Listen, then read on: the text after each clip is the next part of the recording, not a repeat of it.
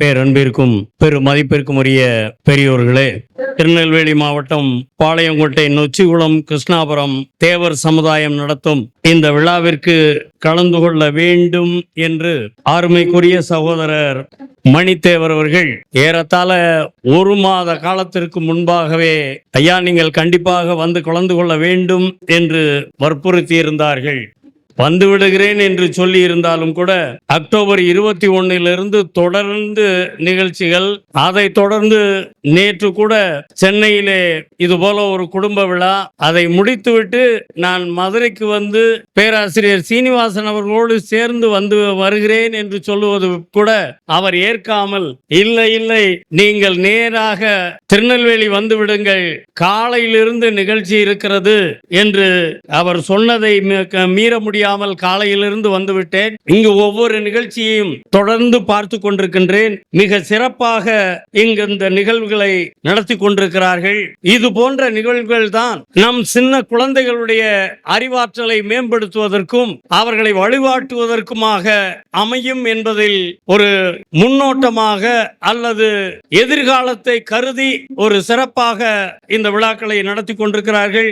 இந்த விழாவை நடத்தி கொண்டிருக்கக்கூடிய நிர்வாகிகள் அத்துணை பேருக்கும் அவர்கள் பாதம் பணிந்து என்னுடைய வணக்கங்களையும் பாராட்டுகளையும் தெரிவித்துக் கொள்கின்றேன். அருமைக்குரிய பேராசிரியர் சீனிவாசன் அவர்கள் இங்கே உரையாற்றிவிட்டு மற்றொரு நிகழ்ச்சிக்கு அவர் செல்ல வேண்டிய கட்டாயத்தில் இருப்பதால் அவர் முன் சில கருத்துக்களை பேச வேண்டிய அவசியத்தின் காரணமாக இன்று நம்மை சார்ந்திருக்கக்கூடியவர்களும் தெரிந்து கொள்ள வேண்டும் என்பதற்காக சில கருத்துக்களை உங்கள் முன்வைக்க இருக்கின்றேன். ஃபார்வர்ட் பிளாக் இயக்கம் என்பது இந்திய நாட்டினுடைய விடுதலை இந்திய நாட்டின் விடுதலையை வென்றெடுக்க வேண்டும். இந்திய நாட்டின் விடுதலையை வென்றெடுத்ததற்கு பிறகு ஏற்றத்தாழ்வற்ற சமுதாயத்தை உருவாக்க வேண்டும், ஆசிய ஆப்பிரிக்க இனத்தையே ஒன்றுபடுத்த வேண்டும் என்ற மிகப்பெரிய லட்சியத்தோடு உருவாக்கப்பட்ட ஃபார்வர்ட் பிளாக் இயக்கத்தினுடைய ஸ்தாபக தலைவர்கள் 7 பேர்களில் பசும்பொன் தேவர் அவர்களும் ஒன்று.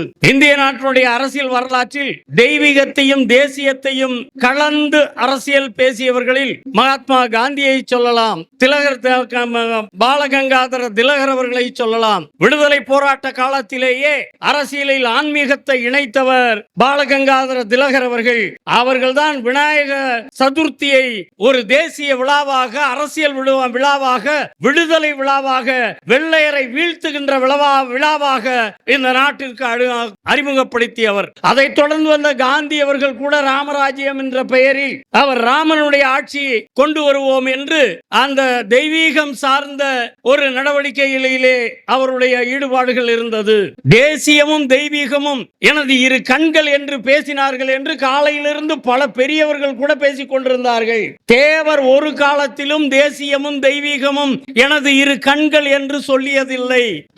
தேசியமும் தெய்வீகமும் தனது இரு கண்கள் என்று கொண்டு வாழ்ந்தவர் அருமைக்குரிய தலைவர் தேவர் என்று 1980 சென்னை சட்டசபையில் தேவர் படம் திறந்து வைக்கும் போது எம்ஜிஆர் சொன்ன வார்த்தை, தேவரை பற்றி எம்ஜிஆர் சொன்ன வார்த்தைகளை அப்படியே இவர்கள் தேவர் தன்னுடைய இரு கண்கள் தேசியம் தெய்வீகம் எனது கண்கள்னு சொன்னார்னு எல்லாரும் சொல்லிக்கிட்டு இருக்கிறாங்க.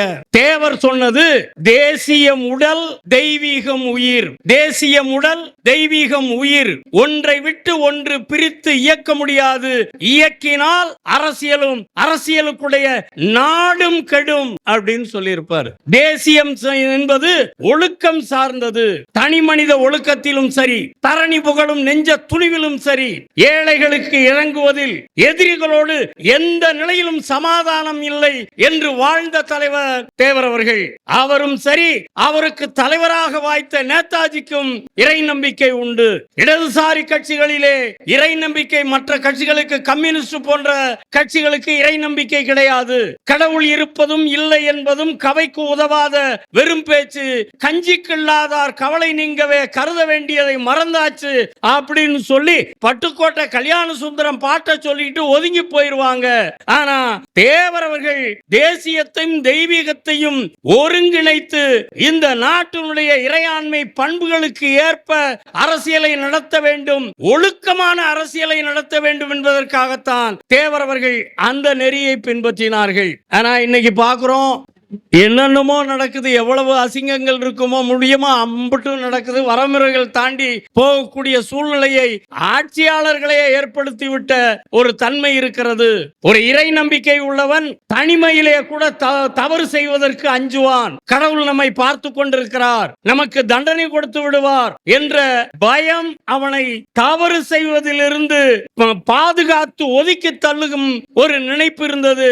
இடைக்காலத்தை வந்தவங்க கடவுள் இல்லவே இல்ல, அதை கற்பித்தவன் அயோக்கியவன், பரப்புறவன் முட்டாளு, இப்படி எல்லாம் பேசி பேசி மக்களை இறை பயத்திலிருந்து அப்புறப்படுத்தி ஒழுக்கமற்றவர்களாக ஒழுக்கமற்ற அரசியலை உருவாக்கி தந்தது திராவிட இயக்கங்கள் தான்.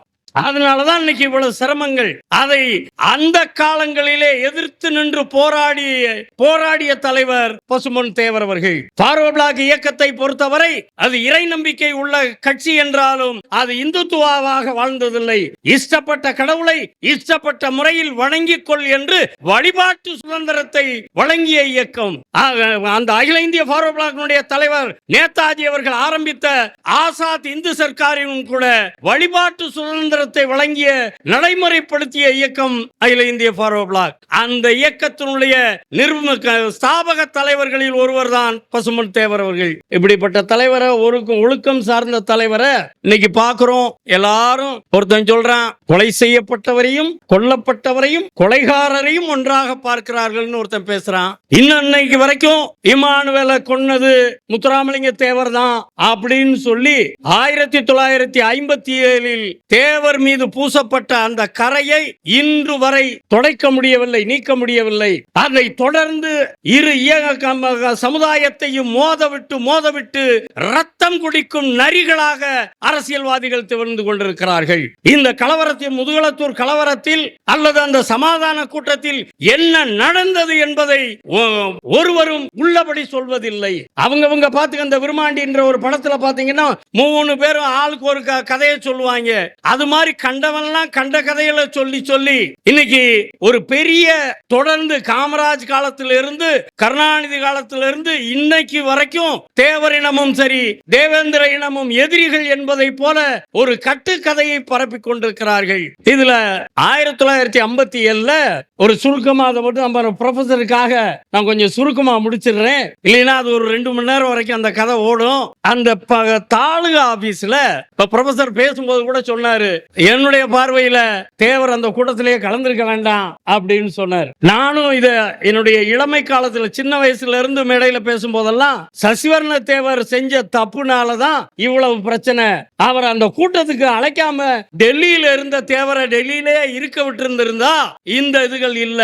என்னுடைய இந்த கருத்தை பின்னால் மதுரையினுடைய அன்று எம்பியாக இருந்த கம்யூனிஸ்ட் கட்சி தலைவர் கே தங்கமணி அவர்கள் கூட சொல்லுவார்கள். நானும் முத்துராமலிங்க தேவரும் டெல்லியில இருக்கும் போது எங்க போனாலும் 2 பேரும் சேர்ந்து போவோம். அன்னைக்கு சசிவர்ண தேவர்கிட்ட இருந்து ட்ரெங்கால் வந்துருச்சு அப்படின்னு உடனே என்னைய கலந்துக்கிறாமவே என்கிட்ட தகவல் சொல்லாமவே பெறப்பட்டு போயிட்டாரு. அவர் என்கிட்ட சொல்லி இருந்திருந்தா, இந்த கூட்டம் இதுக்காக வர சொல்லி இருக்காரு, நான் போறேன் அப்படின்னு சொல்லி இருந்தா இந்த வஞ்சக வலையில் வீழ்வதை தவிர்த்திருப்பேன் சொல்லி கே தங்கமணி சொல்லுவார். அவர் எம்ஏ பாரத்ல படிச்சவர். 1937 தேவர் ராஜாவை எழுத்து போட்டி போடும் போது அன்றைக்கு அங்கே மாணவராக இருந்த கே தங்கமணி, பூபேஷ் குப்தா போன்ற தலைவர்கள் எல்லாம் தேவருடைய வெற்றியையும் வி கிரி அவர்களுடைய வெற்றியையும் கொண்டாடி மகிழ்ந்தவர்கள். அவர் மேல ஒரு அளப்பரிய பாசத்தை வைத்திருந்தவர்கள், மரியாதை வைத்திருந்தவர்கள். 1957 முதல்ல பொது தேர்தல் நடக்குது. அந்த பொது தேர்தல் நேரத்தில் ஒரு புது கட்சி வருது. காமராஜரை எதிர்த்து காமராஜனுடைய அதிருப்தியாளர்கள் எல்லாம் சேர்ந்து காமராஜர் ஜாதி ரீதியா வேட்பாளர் போடுறாரு. புதுசா கட்சிக்கு வந்தவங்கள கள்ள மார்க்கெட்காரன் கலப்படக்காரனுக்கெல்லாம் சீட்டு போட்டியிட வாய்ப்பு கொடுக்கிறாரு.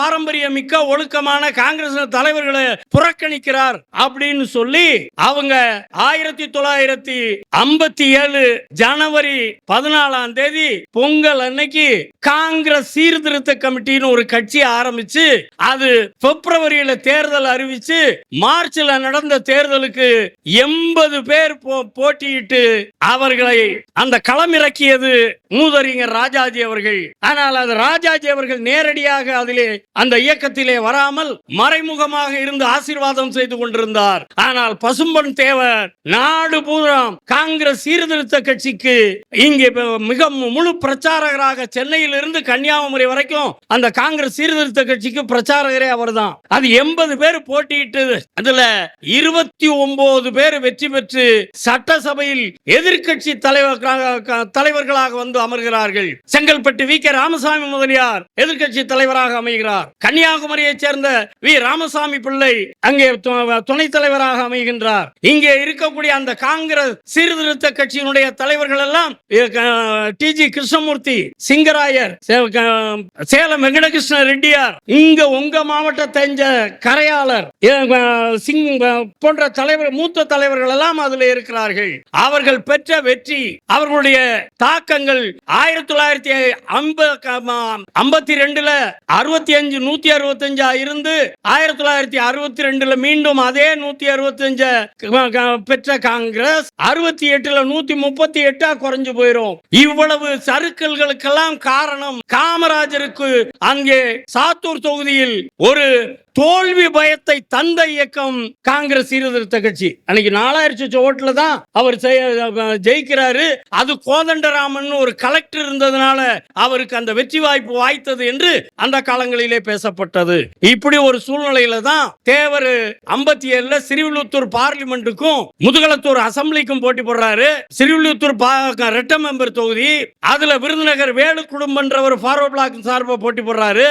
காங்கிரஸ் சார்பில் ராமநாதபுரம் மாவட்டத்தில் இல்லாத அளவிற்கு திருநெல்வேலி மாவட்டத்தில் இருந்த ராஜவல்லிபுரத்தை சேர்ந்த ஆர்.எஸ். ஆறுமுகத்தை அங்க போட்டியிட வச்சு அவர் வெற்றி பெறுவார். அதே போல முதுகளத்தூர் ரெட்ட மெம்பர் தொகுதி 52 ரெட்ட மெம்பர் தொகுதி தேவருடைய ஃபார்வர்ட் பிளாக் வேட்பாளர் மொட்டைய குடும்பம் ஃபார்வர்ட் பிளாக் வேட்பாளர் வெற்றி பெறுவார். அதற்கப்புறம் 57 தோப்புடைப்பட்டி பெருமாள் குடும்பர் வெற்றி பெறுவார். இப்படி இருக்கும் போதுதான் அந்த இடைத்தேர்தல் முடிந்ததற்கு பிறகு அந்த பகுதியில கலவரமா வருது. பணம் கொடுத்தோம், அரிசி கொடுத்தோம், மாம்பழம் கொடுத்தோம், நீங்க அந்த இதுகளை எல்லாம் வாங்கிக்கிட்டு காங்கிரசுக்கு ஓட்டு போடாம ஃபார்வர்ட் பிளாக்கு ஓட்டு போட்டீங்க, அதனால இந்த பணங்களை திருப்பி கொடுங்கன்னு சொல்லி கேட்கறது மாதிரி அதை மறுக்கிறது மாதிரி சண்டை சச்சரவுகள் முதுகளத்தூர் தொகுதியில கொஞ்சம் ஒரு சில பகுதிகளில் அந்த பிரச்சனை நடக்குது. இன்னைக்கு இந்த ஒரு ஊர்ல சொல்லுவாங்கல்ல, இதுல குடி தண்ணியில மலத்தை கலந்துட்டாங்க அப்படின்னு சொல்லி இது வரைக்கும் யாரும் கண்டுபிடிக்க அப்படி ஒண்ணு இல்லவே இல்லைன்னு வேங்கை வயல்னு சொல்றீங்க இல்லையா, அந்த மாதிரி அந்த பகுதியில முதலில் வந்த கம்ப்ளைண்ட் கொண்டுலாவின்ற ஊரு. கொண்டுலாவி மேகம் உலாவும் பகுதி அப்படின்னு அர்த்தம் அந்த ஊருக்கு. அந்த கொண்டுலாவில குடி தண்ணி கிணத்துல எருக்கலைய போட்டுட்டாங்க, மலத்தை ஊத்திட்டாங்க, சிறுநீர் கழிச்சிட்டாங்கன்னு சொல்லித்தான் முதல்ல கம்ப்ளைண்ட். அந்த கம்ப்ளைண்ட தொடர்ந்து பல பிரச்சனைகளை போலீஸ்ல தொடர்ந்து கம்ப்ளைண்ட் வந்துகிட்டே இருக்கு, இங்கிட்டும் மாறி மாறி வருது. அந்த நேரத்தில் இங்கே தொகுதி எம்எல்ஏவா இருந்த டி.எல். சசிவர்ண தேவரும் ஹரிஜன பிரிவு எம்எல்ஏவாக இருந்த ஃபார்வர்ட் பிளாக் எம்எல்ஏவாக இருந்த தோப்பளப்பட்டி பெருமாள் குடும்பரும் கலெக்டரை சந்திச்சு இந்த பகுதியில் ஒரு அமைதியற்ற சூழ்நிலை, அசாதாரண சூழ்நிலை, சட்டம் ஒழுங்க பாதிக்கக்கூடிய சூழ்நிலை நடந்துகிட்டு இருக்கு, இதை தீர்த்து வைக்கிறதுக்கு நீங்க சட்டப்படி நடவடிக்கை எடுக்கணும்னு கலெக்டரை பார்த்து மனு கொடுக்குறாங்க. ஃபார்வர்ட் பிளாக் சார்பில் அதை வாங்கிக்கிட்டு அதுக்கு முன்னால அந்த பகுதியில ராமநாதபுரம் சமஸ்தானம் என்று இருக்கக்கூடியவர்கள் சிதம்பரநாததுரையும் காசிநாததுரையும் அவங்க இந்த பகுதியில் ஒரு அமைதியற்ற சூழ்நிலை இருக்கு, இரு சமூகங்களும் மோதுகிற ஒரு தீய போக்கு இருக்கிறது என்பது அவர்கள் ஒரு சமாதான கமிட்டி கூட்டத்தை நடத்துவதாக அறிவிக்கிறார்கள்.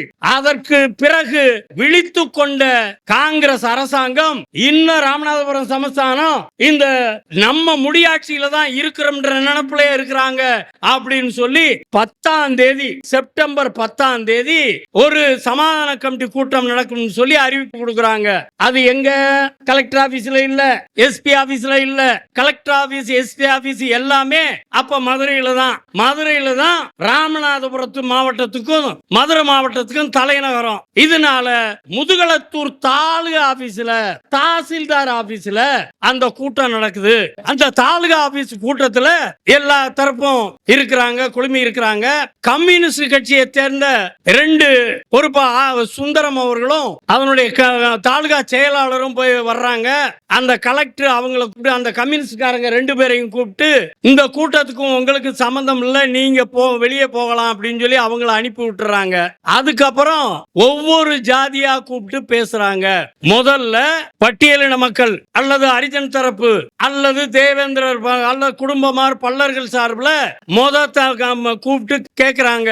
அவங்களுடைய குறைபாடுகள் கோரிக்கைகளை எல்லாம் வாங்கி கொண்டு அடுத்தபடியாக நாடார் தரப்பை அழைக்கிறார்கள். நாடார் தரப்பினுடைய கோரிக்கைகள் குறைபாடுகள் அவங்களுடைய குற்றச்சாட்டுகளை எல்லாம் வாங்கிக்கிட்டு அதுக்கு அடுத்து 3வது பகுதியாக மறவர் தரப்பை அழைக்கிறார்கள். அதிலே அன்று மாவட்ட கவுன்சிலராக இருந்தவர், ஜில்லா போர்டு மெம்பராக இருந்தவர் B.R. நவசக்தி, பாஸ்கர சேதுபதியினுடைய பேரன் B.R. நவசக்தி தலைமையில அன்னைக்கு அங்க இருந்த காங்கிரஸ் சீர்திருத்த கட்சியினுடைய MLA-க்கள் கரியமாணி கம்பளம், சிவகங்கை இளையராஜா, சுப்பிரமணிய ராஜா, அருப்புக்கோட்டை MD ராமசாமி செட்டியார், இவங்க எல்லாரும் சேர்ந்து கருத்துக்களை சொல்லிக்கிட்டு இருக்கிறாங்க. சொல்லிக்கிட்டு இருக்கிற போதுதான் தலைவர் தேவர் அந்த கூட்டத்துக்குள்ள நுழைகிறாரு. இது வரைக்கும் வெளியே பேசுறதெல்லாம் என்ன, தேவர் வந்தாரு, வரும்போது இம்மானுவேல் உட்கார்ந்துகிட்டு இருந்தாரு, கால் மேல கால் போட்டு உட்கார்ந்துகிட்டு இருந்தாரு, சிகரெட் குடிச்சுக்கிட்டு இருந்தாரு, அவருக்கு மரியாதை தராம இருந்தாரு, அதனால அவர் கோவிச்சுக்கிட்டு கூட்டத்தை விட்டு வெளியே போயிட்டார் இப்படின்னு சொல்லி, நமக்கு முன்னால ஒருத்தன் சிகரெட் குடிச்சுட்டு உட்கார்ந்துகிட்டு இருக்கிறதா அப்படின்னு கோவப்பட்டு போய் இம்மானுவேலை வெட்டிட்டாங்கன்னு சொல்லி வெளியே பேசுறது. ஐயா எஸ்பியா இருந்தவங்க ஒரு கூட்டம் நடக்குது, கலெக்டர் மீட்டிங் நடக்குது அப்படின்னா இன்னைக்கு சமாதான கமிட்டி கூட்டம் எல்லாம் இருக்கு, யாராவது கால் மேல கால் போட்டு உட்கார்ந்து இருக்கிறதுக்கு முடியுமா? அதுலயும் இப்ப டேபிள் போட்டுருவாங்க, கால் மேல கால் போட்டா கூட தெரியாது. அன்னைக்கு தாலுகா ஆபீஸ்ல சேரே இருக்காது, பெஞ்ச போட்டு உட்கார்ந்து, அதுவும் பக்கத்துல ஸ்கூல்ல இருந்து பெஞ்சை தூக்கி கொண்டாந்து போட்டு வச்சு உட்கார வச்சு கேட்டுக்கிட்டு இருந்திருப்பாங்க. சிகரெட் குடிச்சு இன்னைக்கு முடியாது. ஒரு கலெக்டர் மீட்டிங்ல சிகரெட் குடிச்சுக்கிட்டு இருக்க முடியுமா? அதெல்லாம் இப்படியெல்லாம் இட்டு கட்டி பொய் பேசுறது. அப்ப தேவர் பேசிக்கிட்டு இருக்கும் போது, அதான் இவங்க B.R. நவசக்தி பேசிக்கிட்டு இருக்கும் போது தான் தேவர் வர்றாரு. கலெக்டர் வந்த உடனே என்ன அப்படின்னு சொல்லி கேட்கறாங்க. இந்த மாதிரி இருந்துகிட்டு இருக்கு, 3 தரப்பா பேசிட்டோம், உங்களுடைய இதுகளையும் சொல்லுங்க அப்படின்னு. எங்க தரப்புல சொல்லிட்டாங்கல்ல, என்ன அப்படின்றது மற்ற இதுகளை நிர்வாகத்தில் இருக்கிறவங்க அப்படி நீங்க தான் செய்யணும். அரசியல்வாதிகள் நாங்கள் ஒரு குறிப்பிட்ட காலத்துல இருப்போம், அடுத்த தேர்தலில் மக்கள் தோக்கடிச்சுட்டாக்க நாங்க வர முடியாது. நீங்க அந்த காலங்களில் 55 வயசு வரைக்கும் வேலை செய்யணும். நீங்க அரசு ஊழியர், யார் வந்தாலும் ஆட்சியில் இருக்கக்கூடியவங்க, நீங்க பார்த்து நடவடிக்கை எடுங்க அப்படின்னு சொல்லி தேவர் பேசிட்டு இருக்கிறார். பேசி முடிச்சதுக்கு பின்னால இவங்களையும் வெளியே அனுப்பிட்டு அப்புறம் இந்த 3 தரப்புல இருந்தவங்களை முக்கியமான ஆட்களை திருப்பி ஒன்னா சேர்த்து உட்கார வைக்கிறாங்க. 3 தரப்பு ஏற்கனவே ஹரிஜன் தரப்பு அல்லது பட்டியலின மக்கள் அல்லது குடும்பமார் அவங்க தரப்பு கேட்டாச்சு, நாடார் தரப்பு கேட்டாச்சு, மறவர் தரப்பும் கேட்டாச்சு. இதுல மத்த முக்கியமா பேசின தலைவர்களை எல்லாம் அவங்களுடைய பிரதிநிதிகளா சிலரை மட்டும் வச்சு அடுத்த கூட்டம், ஆய்வு கூட்டம் நடக்குது. அதுல பேசும்போது இந்த பகுதியில அமைதியை நிலைநாட்டணும், அதுக்கு என்ன செய்யணும் அப்படின்னு சொல்லி கேட்கும் போது ஒவ்வொருத்தர் ஒவ்வொன்னு சொல்றாங்க. அப்போ கலெக்டர் சொல்றாரு, ஒரு அரசு சார்பில் ஒரு பொது கூட்டம் நடத்துவோம், அந்த கூட்டத்துல எல்லா தலைவர்களும் ஒரே மேடையில இருந்து மக்களுக்கு, பொதுமக்களுக்கு வேண்டுகோள் விட்டீங்கன்னா இந்த கலவரம் அமைதிப்பற்றும் அப்படின்னு சொல்றாரு. சொன்ன உடனே பேரவையூர் வேலுச்சாமி நாடாரு இப்ப ரொம்ப டென்ஷனா இருந்துகிட்டு இருக்கிற நேரம், இந்த நேரத்துல எல்லா தலைவர்களும் ஒரு மேடையில பேசுறாங்கன்னு சொல்லி எல்லா ஜாதிக்காரங்களும் ஒன்னா இருந்தாக்க அந்த கலவரம் பெருசா வெடிச்சிரும், அதனால பொதுக்கூட்டம் வேண்டாம் அப்படின்றாங்க. அதுக்கு அடுத்து சரி என்ன செய்யலாம், ஒரு நோட்டீஸ் போடுவோம், நோட்டீஸ் மூலமா பொதுமக்களுக்கு வேண்டுகோள் விடுப்போம். சரி, வேண்டுகோள், பொது வேண்டுகோள் கொடுக்கிறது, அதுல எல்லா தரப்பும் கையெழுத்து போடுறது அப்படின்னு சொல்றாங்க. சரி, எப்படி போடுறது? அத காங்கிரஸ் ஃபார்வர்ட் பிளாக்னு போடுறீங்களா, ஜாதின்னு போடுறீங்களா அப்படின்னு கேட்க, இல்ல ஜாதி அடிப்படையில தான் அப்படின்னு சொல்றாரு கலெக்டர். ஜாதி அடிப்படையில போடணும்னு சொன்னா இங்க நாடார் தரப்பு வந்துருச்சு, மறவர் தரப்பு ஆட்கள் வந்தாச்சு, இந்த ஹரிஜன் தரப்பு தலைவர்கள் யாரும் வரலையே, RS ஆர்முகம் வரல, முதுகுளத்தூர் MLA போட்டி போட்டு மக்களால் வாக்களிக்கப்பட்டு தேர்ந்தெடுத்த மக்கள் பிரதிநிதி தோப்படப்பட்டி பெருமாள் குடும்பர் வரல. இதுல ஹரிஜன் தரப்புல யார் கையெழுத்து போடுறது? காங்கிரஸ் ஃபார்வர்ட் பிளாக் அப்படின்னா யார் வேணாலும் வேணாலும் போடும், நானும் போடுறேன். ஆனா ஜாதின்னு போட்டா இந்த தொகுதியில மக்களால் தேர்ந்தெடுக்கப்பட்ட பிரதிநிதி தான் கையெழுத்து போடணும், அவருக்கு கீழே மத்தவங்க யார் வேணாலும் போடலாம் அப்படின்னு சொல்றாரு. அவருக்கு கையெழுத்து போடுறதுக்கு இடம் விட்டு மத்தவங்க கையெழுத்து போடலாம் அப்படின்னு சொல்றாரு.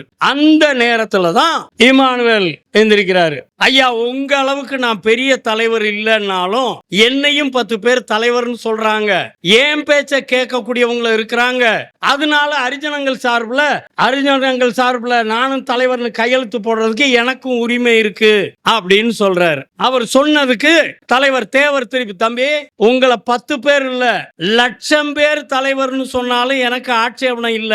ஆனா இந்த தொகுதியை பொறுத்தளவுல ஓட்டு வாங்கி ஜெயிச்ச மக்கள் பிரதிநிதி தோப்படப்பட்டி பெருமாள் குடும்பம் தான். அவர் தான் மக்கள் பிரதிநிதி. அவரை தவிர வேற யாரையும் மக்கள் பிரதிநிதி ஏத்துக்க முடியாது. இன்னும் சொல்ல போனா 80% அரிஜன்கள் ஏன் பின்னால இருக்கிறாங்க. உங்களை நான் அரிஜன் தலைவர்னு ஏத்துக்கிட்டா ஏன் பின்னால இருக்கக்கூடிய அரிஜன்களுக்கு நான் யாரு, அதனால உங்களை அரிஜன் தலைவர்னு என்னால ஏத்துக்க முடியாது அப்படின்னு சொல்லி தேவர் வாதம். அப்புறம் என்ன, அப்ப கலெக்டர் என்ன முடிவு பண்றாரு, ஒரே மாதிரி வேண்டுகோள், ஒரே மாதிரி வாசகம், தனித்தனியா அறிக்கை, 3 தரப்பா. இது ஜாயிண்ட் ஸ்டேட்மெண்ட், கூட்டறிக்கைன்னா தான் இந்த பிரச்சனைகள். இந்த கூட்டறிக்கை இல்லாம அரிஜன் தரப்புக்கு தனியா ஒரே மாதிரி வேண்டுகோள், அதுல யார் யார் கையெழுத்து போடுறீங்க, மறவர் தரப்புக்கு ஒரே வேண்டுகோள், அதுல யார் யார் கையெழுத்து போடுறது, நாடார் தரப்பு யாரு அப்படின்னு சொல்லி முடிவு பண்ணி 3 தரப்பா கையெழுத்து போடுறாங்க. தேவர்னு எடுத்துக்கிட்டா முத்துராமலிங்க தேவர், தோப்படப்பட்டி பெருமாள் குடும்பர் எம்எல்ஏ, டிஎல் சசிவர்ண தேவர் எம்எல்ஏ, இவங்க முடிஞ்சிருச்சு. நாடார் தரப்புல பேரையூர் வேல்சாமி நாடார், கமுதி விஎம்எஸ் சவுந்தரபாண்டிய நாடார், அருணகிரியாவில் இந்த 3 பேரும் கையெழுத்து போடுறாங்க, தனியா முடிஞ்சிருது. இங்க அரிஜன் தரப்புல இமானுவேல், பீட்ரு பெருமாள், கம்பர், வேதமாணிக்கம் 4 பேர் கையெழுத்து போடுறாங்க. இந்த 4 பேர் கையெழுத்து போட்டது இந்த தனியாவே காப்பியாவே இருக்கு. கலெக்டர் முன்னால அதுக்கு கலெக்டர் சிவிஆர் பணிக்கர், ராமநாதபுரம் மாவட்டத்தினுடைய கலெக்டர், இதுல இமானுவேல், பெருமாள் பீட்டர், கம்பர், வேதமாணிக்கம். இது என்னைக்கு தேதி, முதுகளத்தூர்ல 10/9/57. அது போலவே விஎம்எஸ் வேல்சாமி நாடார், ஆர்எம்டிஎஸ் சவுந்தரபாண்டிய நாடார், அருணகிரியாவில் 10/9/57 சிவிஆர் பணிக்கர் தலைவர் சமாதான கமிட்டி. அது போல இந்த Muthuramalinga Thevar MP, Perumal MLA, TL Sasivarna தேவர், சிவிஆர் பணிக்கர். இது 10ஆம் தேதி முடிஞ்சு போச்சு. ஒரு கூட்டம் நடக்கலாம், அந்த கூட்டத்தில் பல விவாதங்கள் வரலாம், இறுதியா ஒரு முடிவு எட்டப்பட்டது. அமைதியா கூட்டம் முடிஞ்சிருச்சு. அமைதியா கூட்டம் முடிஞ்சதுக்கு பின்னால 11ஆம் தேதி கொல்லப்படுறார். 11ஆம் தேதி இரவு 9 அல்லது 9:15 கொல்லப்படுறார். அந்த கொல்லப்பட்ட முதல் எஃப்ஐஆர்ல 5 அல்லது 6 பேர் கொண்ட கும்பல் அப்படின்னு தான் எஃப்ஐஆர்ல இருக்கு. இந்த ஊருக்காரங்க அல்லது இன்னது சொல்லி அவரை வெட்டினாங்க அப்படின்ற தகவல்கள்லாம் அதுல இல்ல. அதுக்கப்புறம் அந்த 12ஆம் தேதி அடக்கம் பண்றாங்க, போஸ்ட்மார்ட்டம் பண்ணிட்டு. அதுல இந்த சோகால்டு காங்கிரஸ்காரர்கள், மகாபெரிய தலைவர்கள் யாரும் அந்த இறுதி சடங்குல கலந்துக்கிறல. அது மட்டும் இல்ல, இவரை அரிஜன பிரதிநிதியா ஆக்கணும்னு முயற்சி பண்ணி எல்லா வேலையும் செஞ்சுக்கிட்டு இருந்த பேரையூர் வேல்சாமி நாடாரு அந்த இறப்பு நிகழ்ச்சிக்கும் வரல. அதுக்கு பின்னால அந்த ஊருக்குள்ளே இல்ல. தலைமறைவு வாழ்க்கையா மணப்பாறை பகுதிக்கு குடிபெயர்ந்து போயிடுறாரு. ஐயா மாதிரி போலீஸ் அதிகாரிகள் இருப்பாங்க, ஒரு இன்வெஸ்டிகேஷன் ஆபீசர் அப்படின்னு சொல்லி சொன்னா, ஒரு அக்கரன்ஸ் நடந்துருச்சு அப்படின்னு சொல்லி சொன்னா, இதுல யாருன்னு எப்படி எல்லாம் தேடுவாங்க அப்படின்றது இருக்கு. ஒரு முக்கியமான பீட்ரு பெருமாள் 80 வயசுக்காரரு, அவரை சாட்சியா சேர்த்திருப்பாங்க. இந்த பேரையூர் வேல்சாமி நாடார் குறைஞ்சபட்ச சாட்சியா கூட அந்த சமாதான கூட்டத்துல கலந்துகிட்ட யாரையும் சாட்சியா கூட கொண்டு வரல. இப்படி ஒரு நிகழ்ச்சி எஃப்ஐஆர் போடுறாங்க. அதுக்கு பின்னால இந்த காங்கிரஸ் சீர்திருத்த கட்சின்னு பேசணும் இல்லையா, அந்த காங்கிரஸ் சீர்திருத்த கட்சி மாநாடு 1957 செப்டம்பர் 28, 29, 30 தேதிகள்ல மதுரையில நடத்துறதாக திட்டமிடுறாங்க. நமக்கு ஒரு அரசியல் அங்கீகாரத்தை ஏற்படுத்தி தந்தவர் முத்துராமலிங்க தேவர். அந்த முத்துராமலிங்க தேவரை வச்சே அந்த மாநாட்டை நடத்தணும்னு சொல்லி அந்த மாநாட்டை துவக்கி வச்சு பேசும்படி அந்த காங்கிரஸ் சீர்திருத்த கட்சியினுடைய தலைவர்கள் முத்துராமலிங்க தேவரை அழைக்கிறாங்க. அந்த மாநாட்டில் பேசுறாரு. பேசி முடிச்சிட்டு வரும்போது இரவு இன்னைக்கு சிலை இருக்கிற இடத்துல வச்சு போலீஸ் அவரை கைது செய்து கைது செய்யும் போது தடுப்பு காவல் சட்டப்படி, பாதுகாப்பு சட்டப்படி, இம்மானுவேல் கொலை வழக்கில் அல்ல, பாதுகாப்பு சட்டப்படி. அது என்ன சொல்லி அதுக்கு பின்னாலதான் சார்ஜ் கொடுப்பாங்க. இந்த பிப்ரவரி தேர்தல் நடந்துச்சு பாத்தீங்களா, அந்த தேர்தல் கூட்டத்துல எல்லாம் காமராஜர் அப்படி பேசினார், நாடார்களை இப்படி பேசினார், அந்த புதூர்ல இப்படி பேசினார், திருப்போணத்துல இப்படி பேசினார், திருப்போணம் புதூர்ல இப்படி பேசினார், வடக்கங்குளத்துல இப்படி பேசினார், திருநெல்வேலியில இப்படி பேசினார்னு சொல்லி அந்த பொதுக்கூட்டங்களை எல்லாம் 6 மாசத்துக்கு முன்னால நடந்த பேசினதெல்லாம் குற்றமா சொல்லி அவரை பாதுகாப்பு சட்டப்படி கைது செய்யறோம்னு சொல்லி அப்படித்தான் அவங்களை கைது செஞ்சாங்க. தேவரை கைது செஞ்சது செப்டம்பர் 28 பாதுகாப்பு சட்டப்படி. அதுக்கு பின்னால ஒரு கொலை குற்றவாளி, ஐயா அவங்களுக்கு தெரியும், ஒரு கொலை குற்றவாளி அவர் ஒருத்தர் வந்து ஆஜராகிறாரு. அணிக்கிருந்தன் முனியசாமி தேவர்னு ஒருத்தர் வந்து ஆஜராகிறாரு. அந்த ஆஜராகிறவரை ஸ்டேஷன் பெயில்ல வெளியே விட கேட்டிருக்கீங்களா? 2 வக்கீல்கள் இருக்கிறாங்க. எங்க ஐயா ஐயா ஒரு கொலை வழக்குல வந்தவங்களை ஸ்டேஷன் பெயில்ல நீ முதுகுளத்தூர் தாலுகா பரமக்குடி தாலுகாவை விட்டு வெளியே போகக்கூடாது அப்படின்னு எழுதி வாங்கிட்டு அந்த நபரை வெளியே அனுப்பி விடுறாங்க. அதுக்கப்புறம் இந்த வழக்குல வந்து பிடி ஆக்ட்ல என்னைய கைது பண்ணது தப்பு, நான் பார்லிமெண்ட் மழைக்கால கூட்டத்தொடர் ஆரம்பிக்க போகுது, ஒரு எம்பி ஆன என்னைய பாதுகாப்பு சட்டப்படி கைது பண்ணது தப்புன்னு சொல்லி அந்த அட்வைசரி போர்டுக்கு தேவர் அப்பீல் பண்றார். இது நவம்பர் 16 அதையும் வாங்கி வச்சுக்கிறாங்க. அதுக்கப்புறம் இந்த வழக்குல ஒருவேளை தேவரையும் சேர்த்துருவாங்களோ அப்படின்னு சொல்லி தேவருடைய வழக்கறிஞர்கள் நண்பர்களுக்கு சில பேருக்கு ஒரு சந்தேகம் வருது.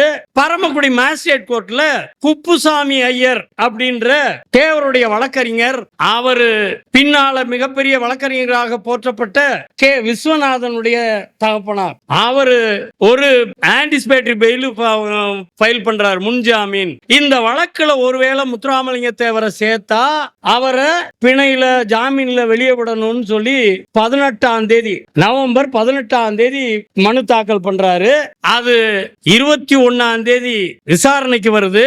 மேஜிஸ்ட்ரேட் இந்த இமானுவேல் கொலை வழக்குல முத்துராமலிங்க தேவர் அந்த பட்டியல்ல முத்துராமலிங்க தேவர் பேரும் இல்ல, அவர் கைது செய்யப்படவும் இல்ல, அவர் தேடப்படக்கூடிய குற்றவாளியாகவும் இல்ல, அதனால இவருக்கு முன்ஜாமீன் தேவையில்லைன்னு சொல்லி அந்த பெட்டிஷனை டிஸ்மிஸ் பண்றாங்க. மேஜிஸ்ட்ரேட் கோர்ட்லயே அது டிஸ்மிஸ் ஆகுது. இது 22 பத்திரிகைகளில் பூரா செய்தியா வருது. குறிப்பா தேவரை பத்தி கடுமையா விமர்சனம் செய்தி எழுதிய தினகரன் பத்திரிகை நடத்தின தினகரசாமி தேவர் பத்திரிகையிலையும் இந்த செய்தி வந்தது. அதுக்கப்புறம் நவம்பர் 23 அப்புறம் கொண்டு போய் அந்த இமானுவேல் கொலை வழக்குல வர சேர்க்கிறாங்க. தேவரை A1 சேர்க்கிறாங்க. இந்த வழக்குல வரும்போது ஒரு கொலை வழக்கு நடந்துச்சு, அதுல அக்கரன்ஸ் வந்துருச்சு, குற்றவாளிகள் சொல்றாங்க அப்படின்னா அதுக்கு ஒரு ஏதாவது குற்றச்செயல் சொல்றதுக்கு, என் மேல ஒருத்தர் இப்ப தம்பி பசும்பொண்ணு என் மேல ஒரு குற்றம் சொன்னாரு அப்படின்னு சொல்லி சொன்னா, ஐயா மாசானமுத்து கம்ப்ளைண்ட் பண்ணாருன்னா, அண்ணன் நவமணி என்னை அருவாள் எடுத்து ஓங்கி இன்னையோட உன்னைய தொலைச்சிட்டா அப்படின்னு சொன்னாரு அப்படின்னு சொன்னாதான் அது 307 வரும்னு சொல்லி அவங்களே ஒரு செக்ஷன் போட்டு எழுதுவாங்க. அப்படியெல்லாம் இருக்கிறது மாதிரி அந்த கூட்டத்துல இருந்து பேசிட்டு முதுகுளத்தூர் தாலுகா கமிட்டி கூட்டம்னு சொன்னேன் இல்லையா, அந்த கூட்டம் முடிஞ்சு அமைதியா வரும்போது சாப்பிட போகணும். தேவருக்கு ஹோட்டல்ல அன்னைக்கு அந்த ஹோட்டல்களும் கிடையாது, ஹோட்டல்ல சாப்பிடுற பழக்கமும் தேவருக்கு கிடையாது. தேவர் கடைசி வரைக்கும் அவர் எங்க இருந்தாலும் அவருக்கு சமையல் பண்ணி போட்டுக்கிட்டு இருந்தது மண்டல மாணிக்கம் முத்துசாமி முதலியார். அது வள்ளியூரா இருந்தாலும் சரி, திருச்சி PR தேவர் இல்லாம இருந்தாலும் சரி, பிள்ளையார்பட்டி செட்டியார் வீடுகளா இருந்தாலும் சரி, எல்லா இடங்களிலும் சசிவர்ண தேவர் வீட்டை தவிர வேற எந்த வீட்டில் எங்கே போய் தங்கி இருந்தாலும் அவருக்கு சமையல்காரராக மதுரையிலே திருநகரிலே இருக்கும் போதும் சரி, மண்டல மாணிக்கம் முத்துசாமி முதலியார் தான் அவருக்கு சாப்பாடு சமையல்காரர். அவர் என்ன வச்சு கொடுக்கிறாரோ அதைத்தான் சாப்பிடுவார். அப்படி இருக்கும்போது அங்க முதுகுளத்தூர் தாலுகா கர்ணமாக இருந்தவர் ஆத்மநாத பிள்ளைன்றவர் தேவர் வந்திருக்கிறாரு சாப்பிடுறதுக்கு அப்படின்னு சொல்லி வந்து சாப்பிட கூட்டிட்டு போறாங்க. 50 87ல் ஒரு திடீர்னு சமையல் ஏற்பாடு பண்ணணும்னா ஒரு 5 பேருக்கு செஞ்சிருக்கலாம், 10 பேருக்கு செஞ்சிருக்கலாம், கூட போனா 25 பேருக்கு செஞ்சிருக்கலாம், ஏன்னா 50 பேருக்கும் கூட செஞ்சிருக்கலாம்னு வச்சுக்கோங்க. ஆனா அங்க பல 100 பேர் வந்திருக்கிறாங்க, எல்லாரையும் சாப்பிட போக முடியுமா? அப்ப வந்து நடந்து போகணும், தாலுகா ஆபீஸ்ல இருந்து இறங்கி நடந்து அந்த ஆத்மநாதர் வீட்டுக்கு போகணும். நடந்து போறாரு. தலைவர்கள் வந்தா இன்னைக்கு நம்மளும் பேராசிரியர் சீனிவாசன் இருக்கிறாரு அப்படின்னு சொல்லி சொன்னா வந்து எந்திரிச்சு கிளம்பிட்டாரு அப்படின்னா அவர் பின்னால தலைவரை வழி அனுப்பணும்னு சொல்லி கிளம்பிடுவோம். அது மாதிரி அவர் வாங்க அப்படின்லாம் கேட்க மாட்டார், ஆனா பின்னாலே போயிடுவோம். அப்படி போகும்போது இவங்களை எங்க போறாருன்னே தெரியாம பின்னால போறாங்க. திரும்பி பார்த்துட்டு எங்க போனாலும் பின்னால வந்துகிட்டு போய் வேலை வெட்டிய பாருங்கப்பா, சண்டை சத்தம் இல்லாம இருக்கிறதுக்கு வழிய பாருங்க அப்படின்னு சொல்லிட்டு ஆத்மநாத பிள்ளைக்கு வீட்டுக்கு சாப்பிட போயிடுறாரு. இது நடந்தது. இத போலீஸ் அவர் மேல குற்றச்சாட்டு புனையும் போது அந்த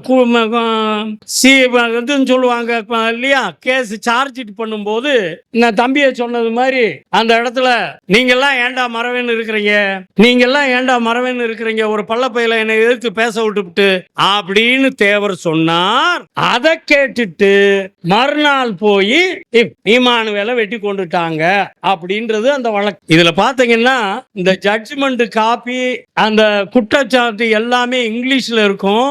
இந்த ஒரே ஒரு வார்த்தை மட்டும், 2 வார்த்தை இதுல தமிழ்ல அடிச்சிருப்பாங்க. இதுல அந்த தீர்ப்பு இதுல 5வது பக்கத்துல ஒரு பள்ளப்பையில என் கூட எதிர்த்து பேச இவ்வளவு வளர்த்து விட்டீங்களே, சேச்சே நீங்களும் மறவீங்களா அப்படின்னு சொன்னார் அப்படின்றது அந்த குற்றச்சாட்டு. இதை யார சொல்ல வைக்கிறான்? 80 வயசு பெரியாம்பல ஐயாமையன் சொன்னா நாங்க கேட்டுக்கிற போறோம்னு பேசின அன்றைய தேவேந்திர பூவைசிய தேவேந்திர குல வேளாளர் சங்கம் சொல்லியும் நடத்திக்கிட்டு முதுகளத்தூர் செல்லூர் லூத்தரன் சர்ச்சினுடைய தலைவராக இருந்த பீட்ரு பெருமாளை சொல்ல வைக்கிறாங்க. இப்படி இந்த விசாரணைக்கு வரும்போது இது கேஸ் ஆயிருச்சு. வழக்கு எங்க நடக்கணும்?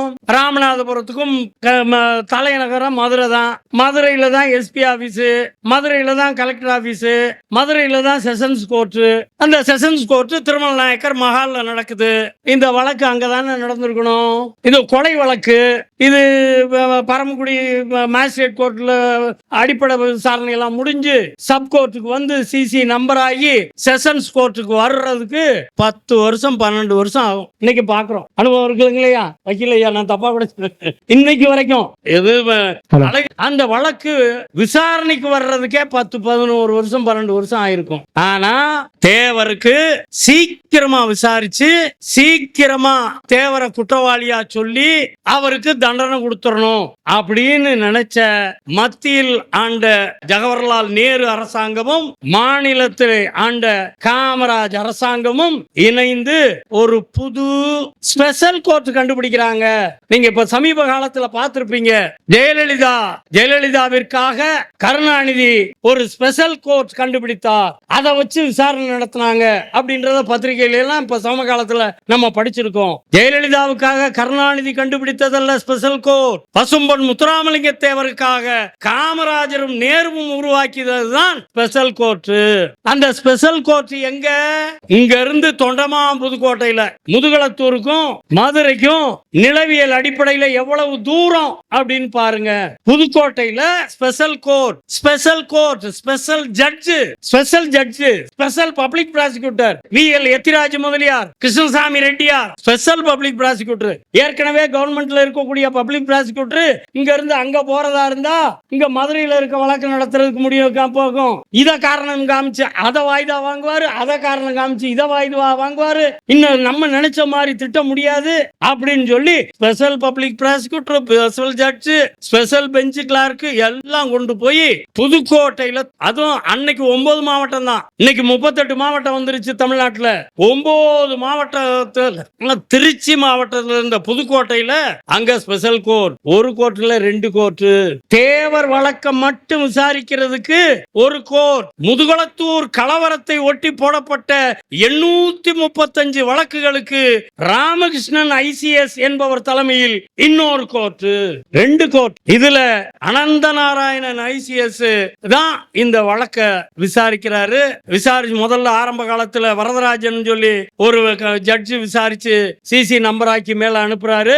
அதுக்கப்புறம் ஃபைனல் ஜட்ஜ்மெண்ட்டுக்கு அனந்த நாராயணன் ஐசிஎஸ் தான் வருது.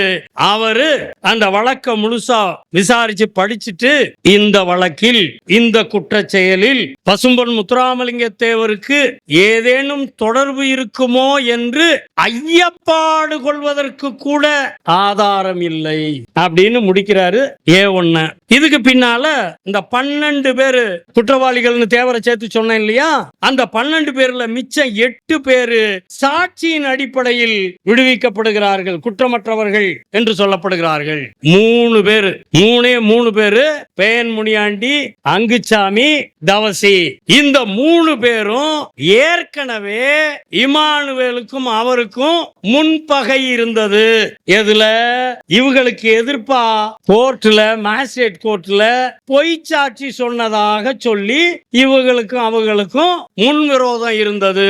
அத சாருகாசன், இந்த கமலஹாசனுடைய அண்ணன் சொல்லுவாங்க இல்லையா, அந்த ஆளு ஒரு பொய் சொல்லுவான். தேவரை கைது செஞ்சப்படணும்னு நான் ஜாமீன் அப்பீல் பண்ணேன், அது யாரோ சாருகாசன் வங்காளத்து வக்கீலோ அப்படின்லாம் நினைச்சாங்க. அப்ப போனா அப்புறம் வேற வக்கீல் அப்பியர் ஆயிட்டாங்க, அதனால நான் ஆஜராகல. அந்த சாருகாசன் ஒரு பேட்டியிலே சொல்லும் போது, இமானுவேல் எனக்கு நண்பர், நிறைய வழக்குகளில் அவர் சாட்சி சொல்ல வருவார், நிறைய வழக்குகளில் சாட்சி சொல்ல வருவார் அப்படின்னு அவர் பேட்டியில சொல்லி இருக்கிறார். இன்னும் அடுத்து சொல்லுவாரு, எவ்வளவு குதர்க்கமாக குறுக்கு கேள்விகள் கேட்டாலும் சாமர்த்தியமாக பதில் சொல்வார் அப்படின்னு பேட்டியில சொல்லி இருப்பார். அப்ப அவர் யாரு? ஐயா காவல்துறைக்காரங்க நம்ம வக்கீல்கள் பார்வையில் அதை சொன்னோம் அப்படின்னு சொல்லி சொன்னா, காவல் நிலைய கையிருப்பு சாட்சி. ஒரு ரவுடி பேல மேல வழக்கு போட்டுட்டோம் அப்படின்னா அந்த ரவுடி பேல மேல எதிர்த்து சாட்சி சொல்றதுக்கு யாரும் வரமாட்டான். பாதிக்கப்பட்டவங்க கூட கோர்ட்ல வந்து இவன் என் சட்டை கத்தியால குத்துனா, என் சட்டையில இருந்து பணத்தை அடிச்சுட்டு போயிட்டான்னு சொல்ல வரமாட்டான். அப்படி ஆள்களுக்கு சாட்சி சொல்றதுக்கு ஒவ்வொரு காவல் நிலையங்களையும் நிரந்தரமா சில சாட்சியாளர்களை வச்சிருப்பாங்க, புட்டப் சாட்சின்னு சொல்லுவாங்க.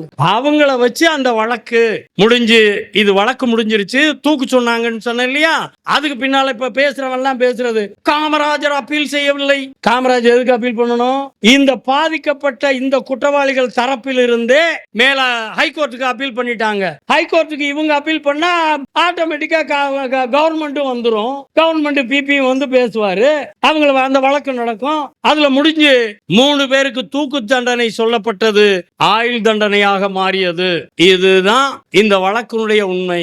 இதை விட்டுட்டு கண்டவங்கெல்லாம் என்னென்னத்தையாவது தேவர் தான் இமானுவேலை வெட்ட வச்சுட்டாரு, அவர் தான் அவர் கையில இந்த ஒருத்தன் புத்தகமெல்லாம் எழுதினா பாருங்க, அவங்க எல்லாம் என்னமோ தேவர் கையில அருவாள் எடுத்து கொடுத்தது மாதிரி அவன் போய் வெட்டுன்னு சொன்னது மாதிரி எல்லாம் புத்தகம் எழுதிட்டு. ஆனா நம்ம தான் அதுல படிக்கிறது இல்ல. இந்த இமானுவேலுக்கு குற்றச்சாட்டுகளுக்கும் இந்த காமராஜர் எதிர்ப்பு, இந்த முதுகளத்தூர் கலவரத்துக்கெல்லாம் ஒரு பொய் சொல்லி காமராஜருடைய கூலி எழுத்தாளர் தினகரன் என்ற தினகரசாமி தேவர், தினகரன் ஒரு பத்திரிகை நடத்திட்டு இருந்தான். அந்த தினகரசாமி தேவர் எழுதின அந்த பத்திரிகை கட்டுரைகளை எல்லாம் தொகுத்து தான் முதுகளத்தூர் கலவரம். அதே மாதிரி காங்கிரஸ்ல இருந்துட்டு தினமணி ஆசிரியரா இருந்துட்டு அதுக்கப்புறம் அதுல இருந்து வெளியே போய் தினசரி பத்திரிகை நடத்திய TS சொக்கலிங்கம், அவரு முதுகளத்தூர் பயங்கரம்னு எழுதினாரு.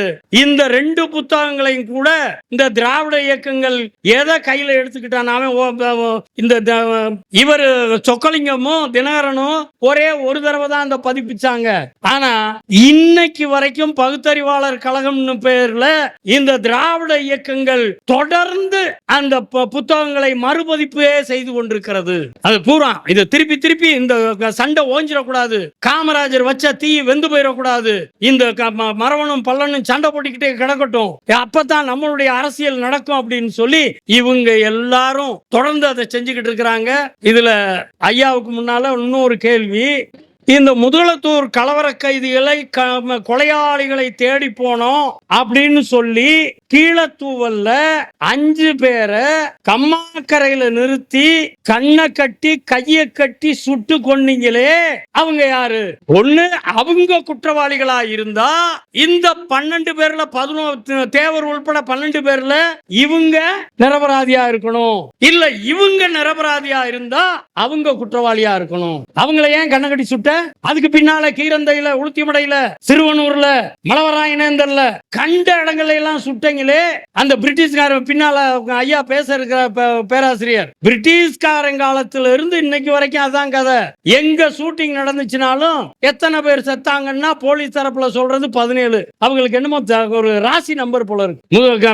பெருங்காமநல்லூரா இருந்தாலும் 17 பேரு, திருமாஞ்சோலை எஸ்டேட் வச்சு தாமிரபரணியில கொல்லப்பட்டதா இருந்தாலும் 17 பேரு, ராமநாதபுரத்துல முதுகுளத்தூர்ல 57 கலவர நேரத்துல போலீஸால சுட்டு கொல்லப்பட்டவர்கள் அப்படின்னாலும் 17 பேரு. இப்படி ஒரு ராசி நம்பர் வச்சு பண்ணிக்கிட்டு இருக்கிறாங்கன்னா இதுல இருந்து இந்த அரசியல் சதியை உணர்ந்து கொள்ளுங்கள். நமக்கு யார் எதிரி, தேவருக்கு யார் எதிரி என்பதை உணர்ந்து நடக்க வேண்டும். இந்த செய்திகளை எல்லோரும் பகிர்ந்து கொள்ள வேண்டும் என்று கேட்டு வாய்ப்பளித்த தம்பிகள் அனைவருக்கும் நன்றி கூறிக்கொள்கிறேன். இன்னைக்கு இவ்வளவு பெரிய ஒரு விழா, அங்க இடம்பெயர்ந்து இருக்கக்கூடிய எல்லாரும் ஒன்னா இருக்கிறாங்க. கர்நாடகாவுக்கு போனாலும் சரி, மகாராஷ்டிராவுக்கு போனாலும் சரி, கல்கத்தாவுக்கு போனாலும், டெல்லிக்கு போனாலும் சரி, இந்த தேவமார் பூரா சொந்த ஊர்ல இருந்து இடம்பெயர்ந்து வேற வாழ்வியலுக்கு போயிருந்தாங்கன்னா அங்க அந்த 3 ஜாதியும் ஒன்னா இருக்கு. கர்நாடகாவில் பேங்கே நடத்துறாங்க. அவங்களுக்குள்ள கல்லை மரவே ஆக முடியுன்ற வேறுபாடு கிடையாது.